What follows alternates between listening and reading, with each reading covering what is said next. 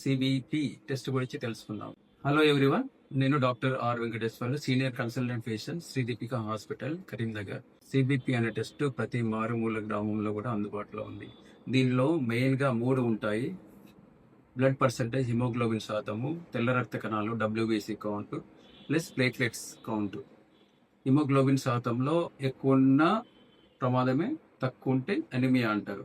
So దాన్ని మనం investigate చేయాలి. ప్లస్ WBC, తెల్ల రక్త కణాలలో న్యూట్రోఫిల్స్, లింఫోసైట్స్, మోనోసైట్స్, బేసోఫిల్స్ ఉంటాయి. తెల్ల రక్త కణాలు ఎక్కువ ఉన్నా ఇబ్బందే, తక్కువ ఉన్నా కూడా ఇబ్బందే. అది ఎందుకు తగ్గింది అనేది మనం పరీక్షలు చేయాల్సి ఉంటుంది. తెల్ల రక్త కణాలలో కూడా న్యూట్రోఫిల్స్ ఎక్కువ ఉంటే ఒక రకమైన ప్రాబ్లం, తక్కువ ఉంటే ఒక రకమైన ప్రాబ్లం.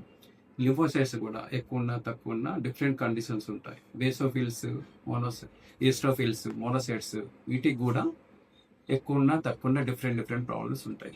మరియు ప్లేట్లెట్స్ అనేది ప్రతి ఒక్కరికి పరిచయం ఉన్న పేరు. తగ్గడం అనేది చాలా కామన్.